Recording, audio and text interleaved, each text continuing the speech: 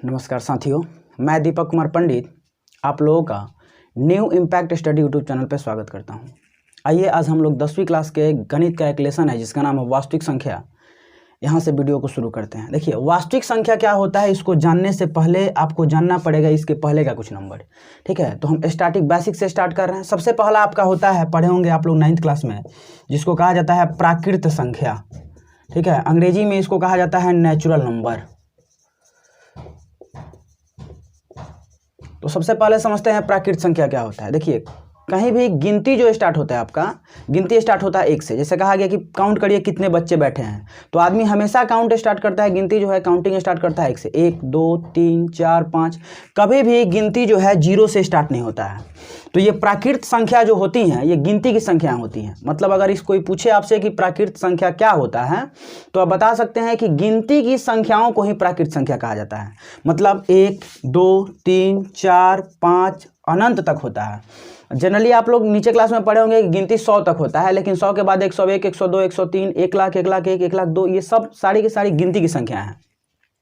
तो गिनती का संख्या, गिनती का कोई अंत नहीं है। और कोई पूछे आपसे कि प्राकृत संख्या किसे कहते हैं, तो बता सकते हैं कि गिनती की संख्या को ही कहा जाता है प्राकृत संख्या। नहीं तो आप ऐसे ही बता सकते हैं कि 1 से लेकर अनंत तक के बीच जितनी भी संख्याएं होती हैं उस सारी के सारी संख्याएं प्राकृत संख्याएं कहलाती हैं। याद रखिएगा, प्राकृत संख्या में ना तो 0 शामिल है और ना ही कोई माइनस वाला नंबर शामिल है।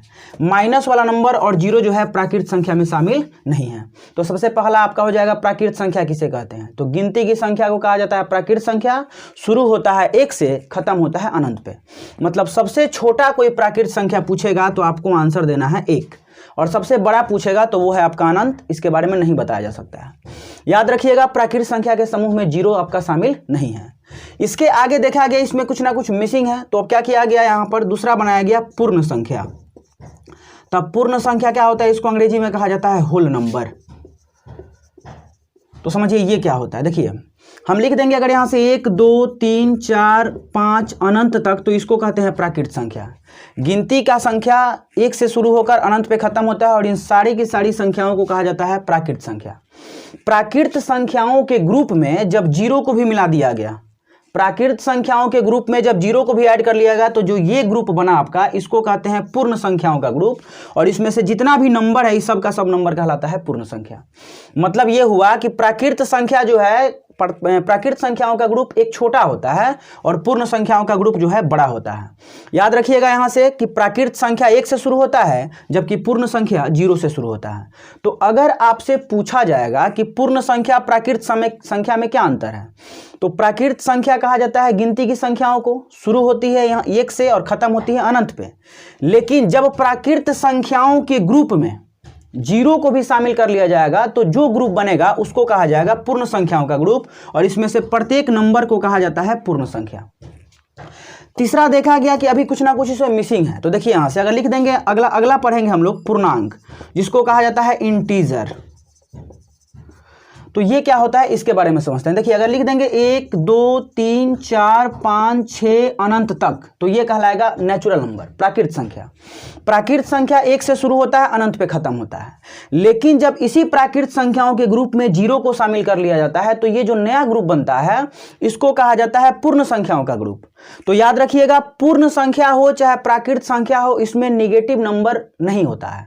मतलब प्राकृत संख्या में निगेटिव नहीं होता है और पूर्ण संख्या में निगेटिव नहीं होता है। लेकिन पूर्णांक क्या होता है, तो इसका परिभाषा आप दे सकते हैं कि जिसका मान पूरा पूरा हो, मतलब दशमलव में ना हो, बट्टा में ना हो। ठीक है, मान पूरा पूरा होगा उसको कहा जाता है पूर्णांक। जैसे यहां से 1 2 3 अनंत तक लिख देंगे तो इसको कहेंगे प्राकृत संख्या। इसमें 0 को मिला दिया गया तो इसको कहा जाएगा पूर्ण संख्या।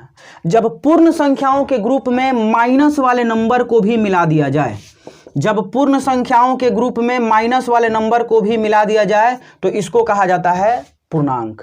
ठीक है, तो 3 को अभी तक आप नंबर जाने हैं, प्राकृत संख्या, पूर्ण संख्या और पूर्णांक। प्राकृत संख्या का मतलब हुआ गिनती की संख्या, 1 से स्टार्ट होगी, खत्म होगी अनंत पे। सबसे छोटा प्राकृत संख्या 1 होता है, सबसे बड़ा प्राकृत संख्या अनंत होता है। पूर्ण संख्या क्या होता है, तो जब प्राकृत संख्याओं के ग्रुप में 0 को भी शामिल कर लिया जाता है, तो जो ये ग्रुप बनता है इसको कहते हैं पूर्ण संख्याओं का ग्रुप, और इसमें से जितना भी नंबर है उसको कहा जाता है पूर्ण संख्या। तो यहां से देखने को आपको मिल रहा होगा कि एक जो है वो प्राकृत संख्या है और पूर्ण संख्या भी है, लेकिन 0 जो है वो पूर्ण संख्या तो है लेकिन प्राकृत संख्या नहीं है। तो अगर आपसे पूछा गया सबसे छोटा पूर्ण संख्या कौन है, तो वहां आपका आंसर होगा 0। 0 सबसे छोटा पूर्ण संख्या होता है और सबसे बड़ा पूर्ण संख्या आपका इन्फिनिटिव होता है। अब यहां से पूछेंगे आपसे पूर्णांक क्या होता है। तो जब पूर्ण संख्याओं के ग्रुप में नेगेटिव नंबर को यानी ऋणात्मक संख्याओं को भी मिला लिया जाता है तो जो एक ग्रुप बनता है इस ग्रुप को कहते हैं पूर्णांकों का ग्रुप, और इसमें से प्रत्येक संख्या को कहा जाता है पूर्णांक। ठीक है, अब यहां से आपको पता चल रहा होगा कि देखिए इसमें पॉजिटिव नंबर भी है, 0 भी है, नेगेटिव नंबर भी है, माने कुछ भी लिख देंगे अगर मान पूरा पूरा है तो वो आपका होगा पूर्णांक। ठीक है, अब यहां से क्वेश्चन पूछा जा सकता है आपसे कि सबसे छोटा जो पूर्णांक होता है वो क्या होता है। तो सबसे छोटा पूर्णांक के बारे में आप नहीं बता सकते हैं। क्यों? क्योंकि अगर आप 0 बताइएगा तो 0 से छोटा है -1, -1 बता रहे हैं तो -1 से छोटा है -2, अगर -2 बता रहे हैं तो -2 से छोटा है -3, ये माइनस अनंत तक जाएगा। तो सबसे छोटा पूर्णांक और सबसे बड़ा पूर्णांक इसके बारे में आप नहीं बता सकते हैं। सबसे छोटा प्राकृत संख्या 1 होता है, सबसे छोटा पूर्ण संख्या 0 होता है, सबसे छोटा पूर्णांक नहीं बता सकते हैं, माइनस अनंत होगा। ठीक है, तो ये आपको 3 नंबर के बारे में बताया गया। प्राकृत संख्या क्या होता है, तो गिनती की संख्या को कहते हैं प्राकृत संख्या, शुरू होता है 1 से, खत्म होता है अनंत पे। गिनती का संख्या 1 से शुरू होता है, इसलिए सबसे छोटा प्राकृत संख्या 1 होगा, सबसे बड़ा अनंत होगा।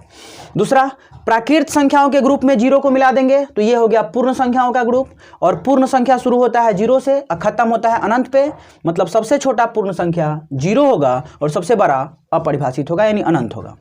पूर्णांक क्या होता है, तो पूर्ण संख्याओं के ग्रुप में जब ऋणात्मक संख्याओं को भी मिला दिया जाता है तो जो नया ग्रुप बनता है उसको कहते हैं पूर्णांकों का ग्रुप। पूर्णांक में पॉजिटिव नंबर भी होगा, नेगेटिव नंबर भी होगा, 0 भी होगा। सबसे छोटा या सबसे बड़ा पूर्णांक के बारे में नहीं बताया जा सकता है। अब यहां से आप देख रहे होंगे कि जितना भी प्राकृत संख्या है वो सब का सब पूर्ण संख्या है। ध्यान से देखिए, 1 2 3 मतलब कि जितना भी प्राकृत संख्या है वो सब का सब पूर्ण संख्या है, और जितना भी पूर्ण संख्या है वो सब का सब पूर्णांक है। तो यहां से आप ये जाने कि अभी ये तीनों में सबसे बड़ा जो ग्रुप होता है ना, सबसे बड़ा, उस सबसे बड़ा ग्रुप आपका कहलाता है पूर्णांक का। पूर्णांकों के ग्रुप को सूचित करते हैं हम आई से। ठीक है, आई से इंटीजर या, और ये नेचुरल नंबर जो होता है इसको n से सूचित करते हैं, और होल नंबर को w से सूचित किया जाता है। तो यहां तक में मेरे ख्याल से कोई दिक्कत आप लोगों को नहीं आना चाहिए। अब आगे पढ़ेंगे इसके बारे में, कुछ और भी नंबर के बारे में। ठीक है, तो देखिए चौथा हम लोग पढ़ेंगे इसमें। ये सब जानने के बाद ही आप पहुंचेंगे वास्तविक संख्या तक। तो ध्यान से समझिए, नहीं समझ में आया वीडियो को रिपीट कर करके देखिए। ठीक है, चौथा आपका नंबर जो हो जाएगा वो हो जाएगा आपका भाज्य संख्या। इससे पहले अभाज्य बता देते हैं। अभाज्य संख्या, जिसको अंग्रेजी में कहा जाता है प्राइम नंबर, ये क्या होता है समझिए। अभाज्य संख्या समझिए, देखिए वैसी संख्याएं जो एक और स्वयं को छोड़कर किसी भी अन्य संख्या से विभाजित न हो। मतलब कि वैसी संख्याएं जिसमें 2 ही संख्या से भाग लगेगा, एक से लगेगा और एक स्वयं से लगेगा, तीसरा किसी भी नंबर से भाग नहीं लगेगा, वैसी संख्याओं को कहा जाता है अभाज्य संख्या। तो अगर आप परिभाषा लिखना चाहें तो लिख सकते हैं, वैसी संख्याएं जिनमें एक और स्वयं को छोड़कर किसी भी अन्य संख्या से भाग न लगे, वैसी संख्याओं को कहा जाता है अभाज्य संख्या। ठीक है, जैसे अगर आपको लिख देंगे कि 2, तो 2 में देखिए 2 ही नंबर से भाग लगेगा, एगो 1 से लगेगा और एगो स्वयं यानी 2 से लगेगा। इसके अलावा किसी तीसरे नंबर से इसमें भाग नहीं लगेगा, जिस कारण से इसको कहा जाएगा कि अभाज्य संख्या है। अगर कहेंगे 3, तो देखिए एगो 1 से लगेगा और एगो स्वयं 3 से लगेगा, और 1 और 3 को छोड़कर किसी भी अन्य नंबर से, अन्य संख्या से इसमें भाग नहीं लगेगा, इसलिए इसको भी कहा जाएगा कि अभाज्य है। लेकिन अगर कह देंगे कि 4, तो 4 में देखिए एगो 1 से भाग लगेगा, एगो स्वयं 4 से भाग लगेगा, लेकिन 1 और 4 को छोड़कर इसमें एक अन्य नंबर 2 से भी भाग लग जाएगा। तो इस संख्या को कहा जाएगा कि ये वाला जो संख्या लिख रहे हैं ये अभाज्य संख्या नहीं है। तो अभाज्य संख्या का मतलब हुआ वैसी संख्याएं जो एक और स्वयं को छोड़कर किसी भी अन्य संख्या से विभाजित न हो, वैसी संख्याओं को कहा जाता है अभाज्य संख्या। तो आपका सबसे छोटा जो अभाज्य संख्या है वो होगा 2। याद रखिएगा सबसे छोटा अभाज्य संख्या जो पूछा जाएगा तो वहां पे आपको आंसर देना है 2। क्यों? आप सोच रहे होंगे कि 2 से छोटा तो 1 होता है, लेकिन 1 को ना तो भाज्य माना जाता है और ना ही अभाज्य माना जाता है। 1 को याद रखिएगा, 1 ना तो भाज्य है और ना ही अभाज्य है, ये दोनों में से कोई नहीं है। 1 ना तो भाज्य है और ना ही अभाज्य है, तो सबसे छोटा अभाज्य संख्या कौन है? तो 2 है। ठीक है, तो ये कितना बार एग्जाम में ऑब्जेक्टिव क्वेश्चन में पूछा जा चुका है कि सबसे छोटा अभाज्य संख्या क्या होगा, तो याद रखिएगा वहां पे आपका 2 होगा। 2, 3 भी अभाज्य संख्या है, लेकिन 4 जो है ये आपका अभाज्य संख्या नहीं है, क्योंकि 1 और स्वयं को छोड़कर इसमें एक अन्य नंबर 2 से भाग लग जा रहा है। तो अगर आपसे पूछा जाएगा अभाज्य संख्या तो उसका परिभाषा नोट डाउन कर सकते हैं कि वैसी संख्याएं जिनमें 1 और स्वयं को छोड़कर किसी भी अन्य संख्या से भाग न लगे उस संख्या को कहा जाता है अभाज्य संख्या। सबसे छोटा अभाज्य संख्या जो होता है वो 2 होता है, और 1 को ना तो भाज्य माना जाता है और ना ही अभाज्य माना जाता है। ठीक है, यहां तक कोई दिक्कत मेरे ख्याल से नहीं होना चाहिए। एक और पॉइंट याद रखिएगा कि ये जो 2 है ना, 2 ये मात्र एगो ऐसा संख्या है जो सम अभाज्य है। सम अभाज्य, तो सम अभाज्य संख्या अगर पूछा जाए कि वह कौन सा ऐसा संख्या है जो सम अभाज्य है। सम अभाज्य कहने का मतलब यह हुआ कि सम भी है और अभाज्य भी है, तो वहां पे आपका आंसर एक ही होगा, केवल 2। 2 को छोड़कर पूरे नंबर सिस्टम में ऐसा कोई भी नंबर नहीं मिलेगा जो सम भी हो और अभाज्य भी हो। तो 2 मात्र एक ऐसा संख्या है जो सम अभाज्य संख्या है। तो 2 बहुत ही इंपॉर्टेंट है। सबसे छोटा अभाज्य पूछा जाए तो भी आपका आंसर 2 होगा, और सबसे छोटा एकमात्र ऐसा संख्या जो सम अभाज्य है तो भी आपका आंसर यहां पे होगा कितना? 2 ही होगा। तो ये अभाज्य संख्या समझ में आ गया। अब ये 4 तरह का आपको नंबर बताएं, एक बार रिकॉल कर लेते हैं। प्राकृत संख्या, गिनती की संख्या को प्राकृत संख्या कहते हैं। शुरू होता है 1 से, खत्म होता है अनंत पे। सबसे छोटा संख्या कहा जाएगा प्राकृत संख्या 1। इसको सूचित किया जाता है n के द्वारा। ठीक है। दूसरा, पूर्ण संख्या पूछा जाए तो जब प्राकृत संख्याओं के ग्रुप में 0 को भी शामिल कर लिया जाता है तो जो ग्रुप बनता है उसको कहा जाता है पूर्ण संख्याओं का ग्रुप, और इसमें से जितना भी नंबर है उस सब का सब पूर्ण संख्या कहा जाएगा। अब यहां से सबसे छोटा पूर्ण संख्या पूछा जाए तो आपका 0 होगा, सबसे बड़ा अनंत होगा। पूर्णांक, तो जब पूर्ण संख्याओं के ग्रुप में माइनस वाले नंबर को भी मिला देते हैं तो ये जो ग्रुप बनता है इसको कहते हैं पूर्णांकों का ग्रुप, और इसमें से प्रत्येक नंबर होता है पूर्णांक। तो यहां तक में सबसे बड़ा जो सेट होगा, सबसे बड़ा जो संख्याओं का ग्रुप होगा वो आपका होगा पूर्णांक। तो यहां तक मेरे ख्याल से कोई दिक्कत नहीं है। पूर्णांक सबसे छोटा पूछा जाए या सबसे बड़ा पूछा जाए आप नहीं बता सकते हैं, क्योंकि इधर माइनस इन्फिनिटिव इधर प्लस इन्फिनिटिव, मान पूरा पूरा होगा, पूर्णांक हो जाएगा। अभाज्य संख्या के बारे में बताया गया कि वह संख्या जिसमें 1 और स्वयं को छोड़कर किसी भी अन्य संख्या से भाग न लगे उसको कहते हैं अभाज्य संख्या। सबसे छोटा अभाज्य संख्या जो होता है वो 2 होता है, और 1 जो है वो ना तो भाज्य संख्या है और ना ही अभाज्य संख्या है। सबसे छोटा अगर अभाज्य संख्या पूछा जाए तो 2, और अगर सम अभाज्य संख्या पूछा जाए तो एकमात्र सम अभाज्य संख्या है 1। इसके अलावा पूरा नंबर सिस्टम में कोई भी सम अभाज्य संख्या नहीं है। अब इतना के बाद कुछ और भी नंबर के बारे में जानते हैं। अभाज्य संख्या हो गया, अब पढ़ेंगे थोड़ा सा भाज्य संख्या के बारे में।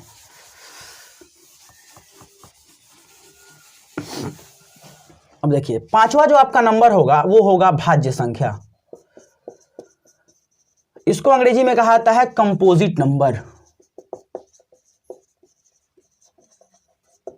अब ध्यान से समझिए भाज्य संख्या क्या है। तो भाज्य संख्या का परिभाषा दिया गया है कि वैसी संख्याएं जिसमें 1 और स्वयं को छोड़कर किसी अन्य संख्या से भाग लग जाए उसको क्या कहा जाएगा? भाज्य संख्या। जैसे देखिए 4, 1 और स्वयं यानी कि 4 को छोड़कर इसमें 2 से भी भाग लग जा रहा है। तो वैसी संख्याएं जिसमें 1 और स्वयं को छोड़कर किसी अन्य संख्या से भाग लग जाए वैसी संख्याओं को कहा जाता है भाज्य संख्या। तो यहाँ पे 4 जो है ये भाज्य संख्या है। थोड़ा सा ये भी याद रखिएगा कि सबसे छोटा अगर भाज्य संख्या पूछा जाए आपसे तो वहां पे आपका आंसर केवल 4 होगा, क्योंकि 4 से पहले जो नंबर है 2, 1 और 3, तो 1 तो आपको बता दिए हैं कि ना तो ये भाज्य है और ना ही अभाज्य है। 2 बता दिए हैं, ये सबसे छोटा अभाज्य है, और 3 जो है ये भी अभाज्य है। तो 3 के बाद मिलेगा 4, तो सबसे छोटा अगर आपसे भाज्य पूछा जाए तो वहां आपका आंसर होगा 4, क्योंकि 4 जो है ये 1 और 4 को छोड़कर एक अन्य नंबर 2 से विभाजित हो रहा है, इसलिए इसको भाज्य संख्या कहा जाता है। अब अगर कहेंगे कि 8, तो देखिए 1 और स्वयं यानी कि 8 को छोड़कर इसमें देखिए 2 से भाग लग जाएगा, 4 से भाग लग जाएगा, तो इसको भी कहा जाएगा कि 8 जो है ये भाज्य संख्या है। तो वैसी संख्याएं जिनमें 1 और स्वयं को छोड़कर किसी अन्य संख्या से भाग लग जाए, वैसी संख्याओं को कहा जाता है भाज्य संख्या। और अगर 1 और स्वयं को छोड़कर किसी से भाग नहीं लग रहा है तो उसको कहा जाता है अभाज्य संख्या। तो भाज्य और अभाज्य मेरे ख्याल से समझ में आ गया होगा। सबसे छोटा अगर अभाज्य पूछा जाए तो याद रखिएगा, सबसे छोटा अभाज्य 2 होगा, और सबसे छोटा अगर भाज्य पूछा जाए तो वहां पे आपका आंसर 4 होगा। तो यहां तक कोई दिक्कत नहीं है। अब समझते हैं एक और नंबर के बारे में जिसको कहा जाता है सह अभाज्य संख्या। तो ये छठा हो गया आपका सह अभाज्य संख्याएं। इसको अंग्रेजी में कहा जाता है कोप्राइम नंबर्स। देखिए सह अभाज्य संख्या क्या है इसको समझते हैं। देखिए जैसे भाज्य और अभाज्य अकेला अकेला नंबर हो सकता था, वैसे याद रखिएगा सह अभाज्य संख्या जो है एक संख्या ना होकर ये संख्याओं का एक युग्म है। युग्म का मतलब होता है पेयर है, पेयर मतलब होता है जोड़ा। तो याद रखिएगा सह अभाज्य संख्या जो है एक संख्या ना होकर संख्याओं का एक जोड़ा है। संख्याओं का वैसा युग्म, संख्याओं का वैसा जोड़ा जिसमें एक को छोड़कर दूसरा कुछ भी कॉमन ना हो, उसको कहा जाता है सह अभाज्य संख्या। जैसे लिख देंगे 2, 3। तो देखिए याद रखिएगा सह अभाज्य संख्या जो होगा हमेशा पेयर में आएगा। तो संख्याओं का वैसा युग्म जिसमें एक को छोड़कर दूसरा कुछ भी कॉमन ना हो, उसको कहा जाता है सह अभाज्य संख्या। जैसे आप ध्यान से देखिए यहाँ 2 और 3, इसको कहा जाएगा कि ये सह अभाज्य संख्या है। क्यों? क्योंकि देखिए एक को छोड़कर वैसा कोई भी नंबर इन दोनों में कॉमन नहीं है, ठीक है। लेकिन कह देंगे कि 4 और 6 ये सह अभाज्य संख्या है, तो आपका आंसर होगा नहीं है। क्यों नहीं है? क्योंकि इन दोनों में ही एक को छोड़कर 2 कॉमन है। देखिए इसमें भी 2 है और इसमें भी 2 है। तो वैसी संख्याएं जिनमें एक को छोड़कर दूसरा कुछ भी कॉमन ना हो, वैसी संख्याओं को कहा जाता है सह अभाज्य संख्या। नहीं तो एक और भी परिभाषा इसका दिया जा सकता है। अगर आप HCF के बारे में जानते होंगे, हालांकि इसी लेसन में आगे हम पढ़ाएंगे HCF LCM निकालना, तो अगर आप HCF के बारे में जानते होंगे तो एक और भी परिभाषा इसका है कि वैसी 2 संख्याएं जिनका HCF 1 हो, वैसी 2 संख्याएं जिनका HCF 1 हो, वैसी संख्याओं को कहा जाता है सह अभाज्य संख्या। तो यहां से एक बहुत ही इंपॉर्टेंट ऑब्जेक्टिव क्वेश्चन बन सकता है कि A और B जो है ये सह अभाज्य संख्याएं होंगी कब? तो याद रखिएगा A और B का जो HCF है, A और B का HCF, वो HCF कितना होना चाहिए? 1 होना चाहिए। अगर 2 संख्या का HCF 1 है तो दोनों ही संख्याओं को कहा जाता है सह अभाज्य संख्या। दोनों ही संख्याओं को कहा जाता है सह अभाज्य संख्या।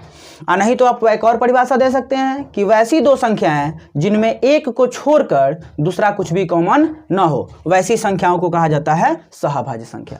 तो यहां तक में कोई दिक्कत मेरे ख्याल से नहीं है। अगर होगा तो बताइएगा, नहीं तो वीडियो को रिपीट कर करके देखिएगा। यहां तक में कोई दिक्कत नहीं है।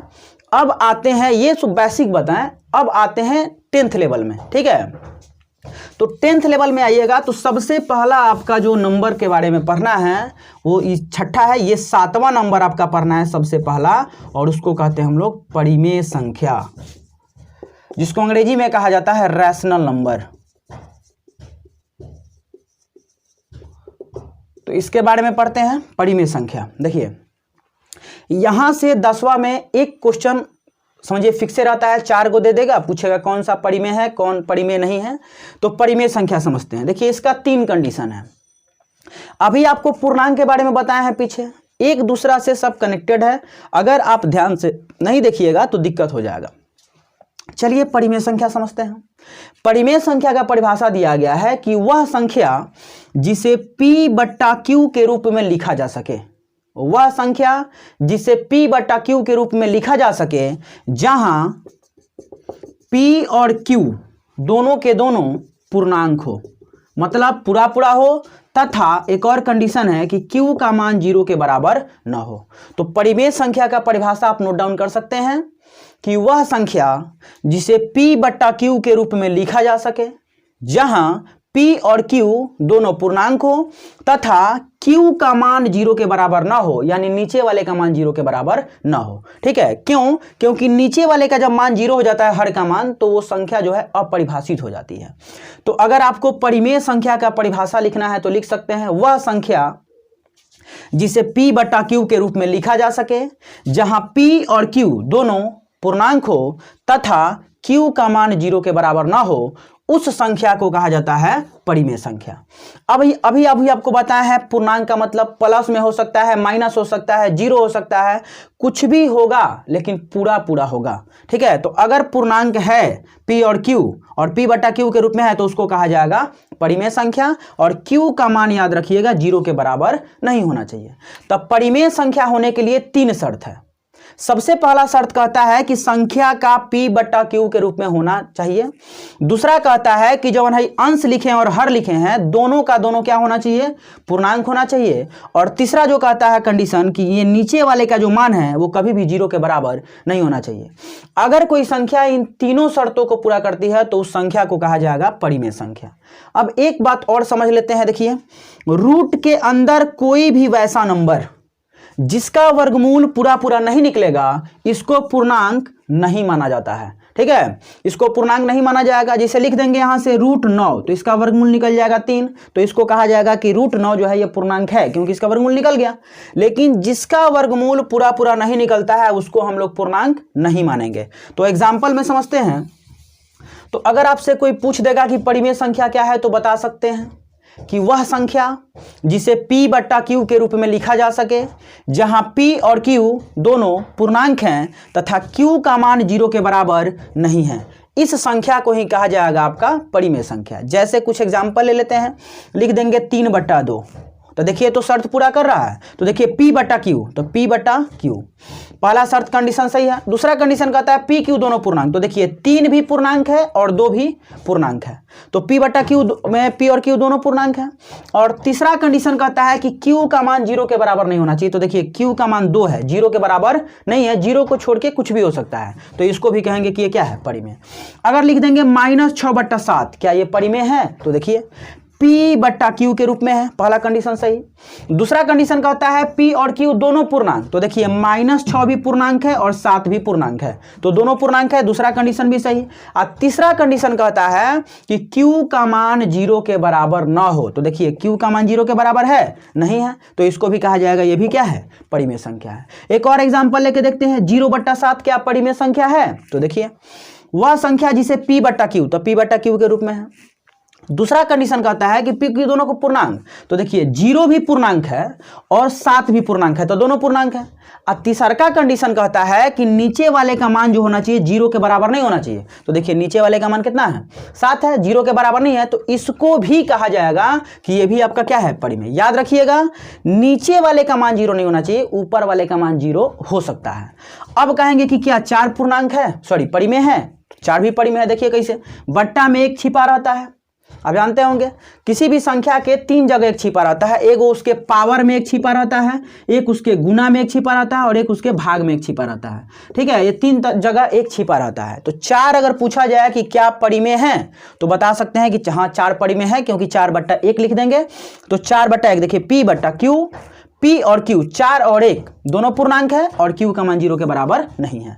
तो अगर कोई पूछे परिमेय संख्या तो आप बता सकते हैं कि वह संख्या जिसे p बट्टा q के रूप में लिखा जा सके, जहां p और q दोनों पूर्णांक हैं तथा q का मान जो है 0 के बराबर नहीं है, उस संख्या को कहा जाएगा आपका परिमेय संख्या। 1-2 और एग्जाम्पल लेके देखते हैं। कह देंगे क्या √5/2 परिमेय है? तो ध्यान से देखिए p बट्टा q पहला कंडीशन सही, लेकिन परिमेय होने के लिए कंडीशन तो हमारे पास 3 है, तीनों को पूरा करना पड़ेगा, तो p बट्टा q के रूप में लिखा जाना चाहिए, तो लिखा जा चुका है। दूसरा p और q दोनों पूर्णांक चाहिए, तो देखिए हाई वाला तो पूर्णांक है लेकिन ये वाला पूर्णांक नहीं है। अभी आपको बताए हैं कि रूट के अंदर कोई भी वैसा नंबर जिसका वर्गमूल पूरा पूरा नहीं निकलेगा उसको कहा जाएगा कि वो क्या है, पूर्णांक नहीं है। तो ये पूर्णांक नहीं है, जिसके वजह से ये परिमेय भी नहीं है। ठीक है, तो परिमेय संख्या का परिभाषा मेरे ख्याल से समझ में आ गया होगा आपको। वह संख्या जिसे p बटा q के रूप में लिखा जा सके जहां p और q दोनों पूर्णांक हैं तथा q का मान 0 के बराबर नहीं है, वैसी संख्याओं को कहा जाता है परिमेय संख्या। यहां तक कोई दिक्कत नहीं है। अब एक इसी से संबंधित आएंगे आपको इरेशनल नंबर, जिसको कहा जाता है अपरिमेय संख्या।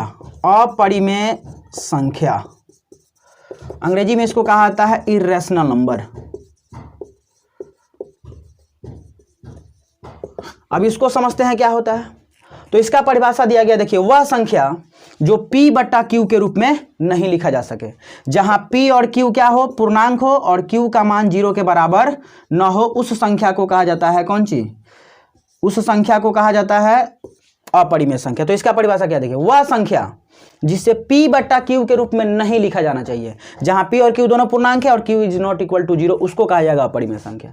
अब आपको लग रहा होगा कि p बटा q के रूप में कैसे, जैसे देखिए लिख देंगे √5/2। तो देखिए आप सोच रहे होंगे कि अभी बोले हैं परिभाषा में कि p बटा q के रूप में नहीं चाहिए, यहाँ तो p बटा q के रूप में है। तो देखिए ध्यान से समझिए, वह संख्या जिसे p बटा q के रूप में नहीं लिखा जाना चाहिए, मतलब कि वह संख्या जिसे p बटा q के रूप में नहीं लिखा जा सके, जहां p और q दोनों क्या है, पूर्णांक। तो देखिए p बटा q के रूप में है, लेकिन है क्या दोनों पूर्णांक है, नहीं है। तो इसका परिभाषा आप दे सकते हैं कि वह संख्या जिसे p बटा q के रूप में नहीं लिखा जा सके, जहां p और q दोनों पूर्णांक हो तथा q का मान 0 के बराबर न हो, उस संख्या को कहा जाता है अपरिमेय संख्या। जो भी संख्या परिमेय नहीं होगा वो अपरिमेय हो जाएगा।